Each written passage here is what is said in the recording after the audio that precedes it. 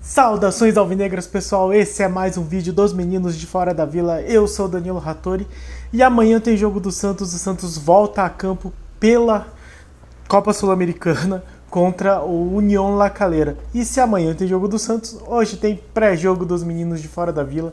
Vamos falar aí sobre as prováveis escalações, a situação do La Calera, que não está passando pela melhor fase de sua vida, e também algumas curiosidades do estádio onde o Santos jogará, que não é o estádio do União La Calera, não é na cidade de La Calera, mas sim em Vinha del Mar, o estádio Sausalito. Então vamos falar um pouco sobre a partida de amanhã, mas antes peço sempre, se você não é inscrito, se inscreve no canal, deixe seu like aí, dá essa força para nós. Estamos com 491 inscritos, então estamos quase chegando nos 500 inscritos.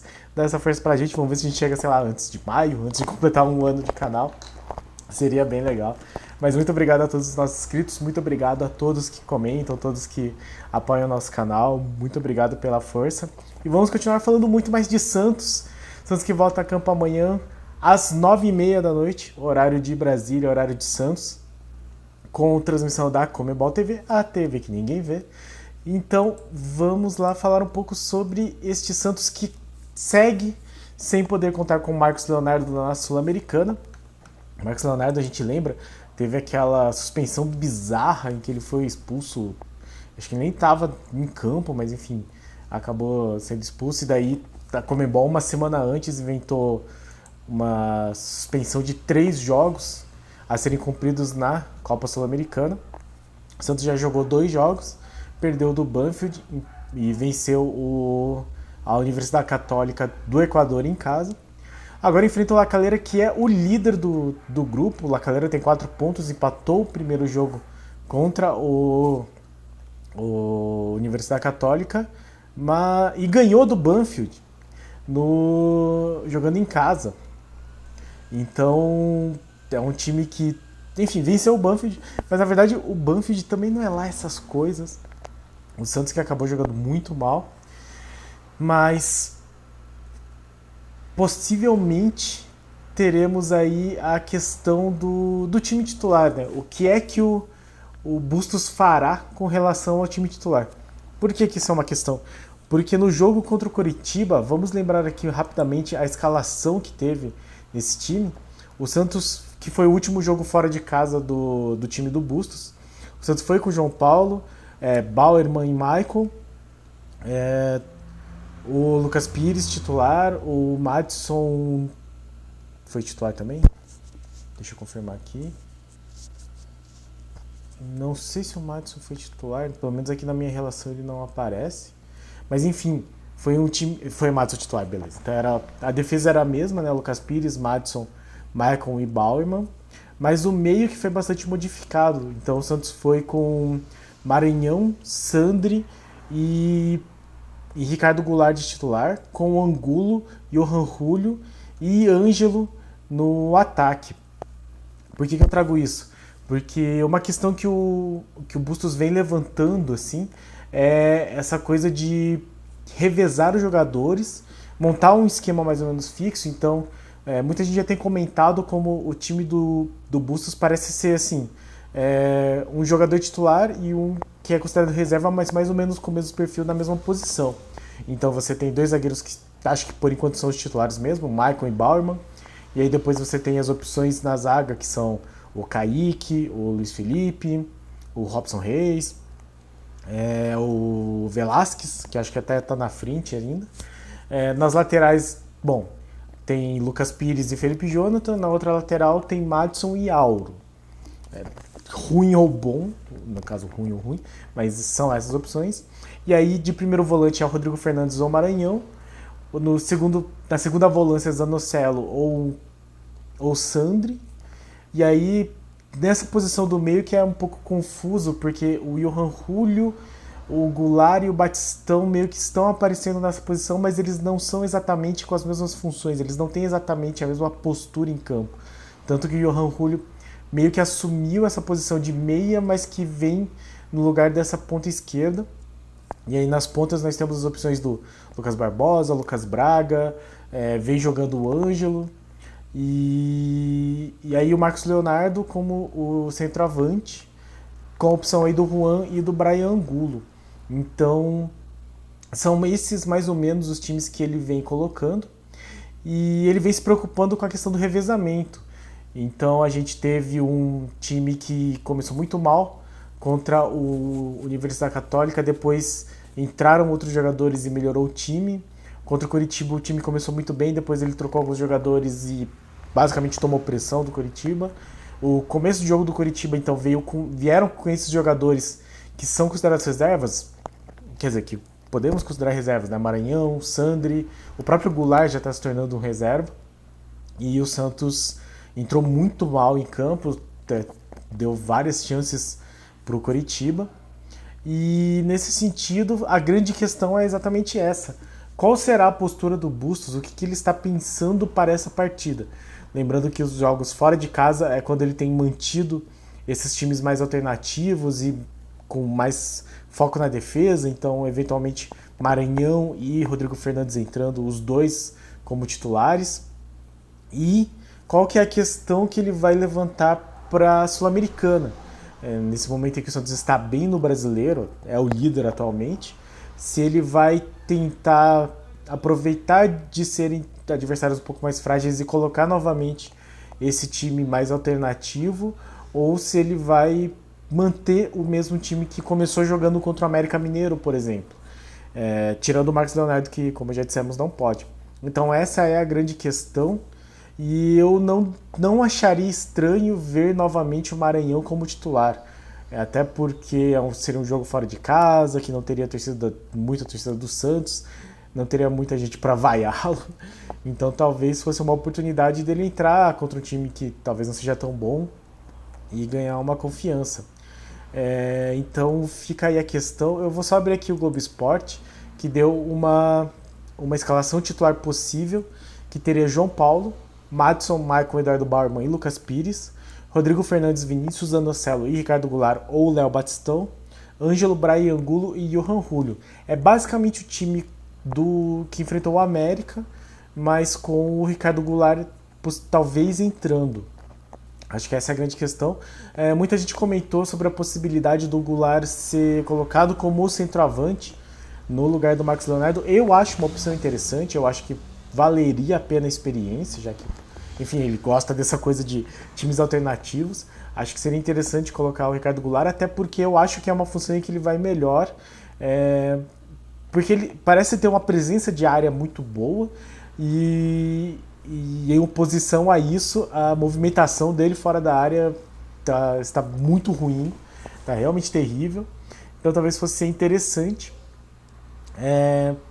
Ouvi algumas notícias hoje, assim, comentários de jornalistas, que o União La Calera, ele, além de estar numa fase ruim, ele peca muito, ele comete muitos erros na saída de bola defensiva.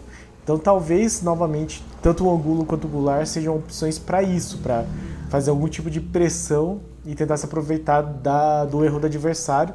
Nesse sentido, o Angulo talvez seja uma opção mais interessante por ter mais força física, enfim, por ter mais vigor. O Goulart está muito longe de ser esse jogador que se impõe fisicamente. Eu acho que seria interessante ver algumas opções. Já li alguns jornalistas, acho que o Guilherme Lesnau, que comentou que o Auro foi relacionado. Então aí é uma possibilidade, ele que não vinha sendo relacionado nos últimos jogos, é uma possibilidade dele ser titular e poupar o Madison. E meio essa questão assim, não chega a ser um consenso até entre os torcedores, né? Muita gente fala que é importante preservar os jogadores, poupar para a Sul-Americana porque o Brasileirão é mais importante, e outras pessoas falam que tem que colocar o que tem de melhor na Sul-Americana porque é um campeonato viável de ganhar. São duas opções, são duas visões bastante aceitáveis, assim. Eu particularmente não tenho certeza. Eu acho que seria interessante o Bustos manter essa ideia de mesclar os jogadores, mesclar o time titular, até para manter os jogadores sempre com a expectativa de entrarem jogando. Então eu acho que é interessante essa mescla, só que assim, desde que não apresente um futebol da maneira como foi contra o Coritiba, por exemplo. Então eu acho que esse time que o GE apresentou é bastante possível, é bastante próximo do que foi contra o América, mas eu não me surpreenderia de ver, por exemplo, assim, um meio de campo, uma defesa que talvez tivesse o Auro, Felipe Jonathan vindo de titulares, o Maranhão e Sandri voltando, talvez um meio de campo com Maranhão, Sandri e Lucas Barbosa, ou Johan Julio assumindo essa meia, e aí o Léo Batistão adiantado, com o Ângelo e o Angulo. Então acho que são opções que podem vir a acontecer.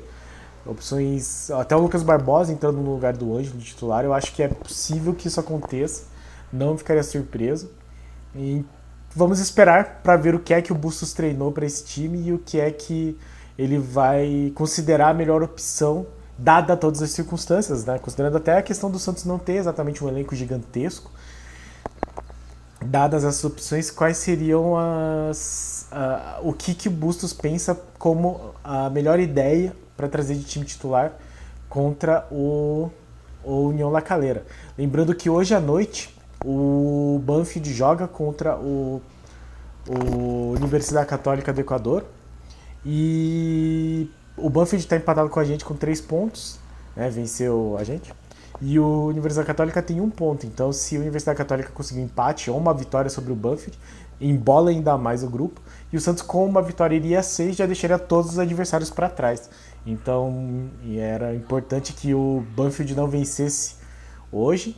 E, de preferência, e muito mais importante, que o Santos vencesse amanhã para conseguir essa primeira colocação. Lembrando sempre, só o primeiro colocado de cada grupo da Sul-Americana passa para a próxima fase.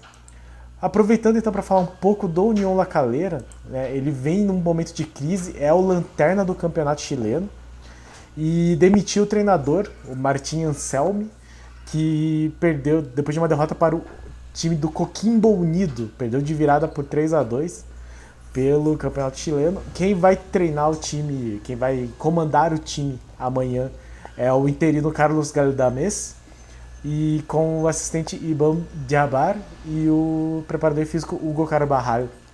E parece que o time tinha uma tendência muito grande a empatar, assim. Então, tiveram em 15 jogos, foram 2 vitórias e 9 empates.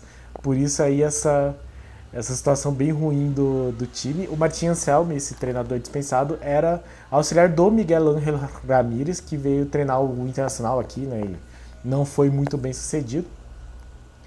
E ele já vinha muito mal, ele acabou conseguindo a vitória sobre o Banfield, que foi boa pra gente, mas acabou sendo demitido agora. E não é um time que tenha frequentado muito assim, a primeira divisão, não é exatamente um time de grande destaque.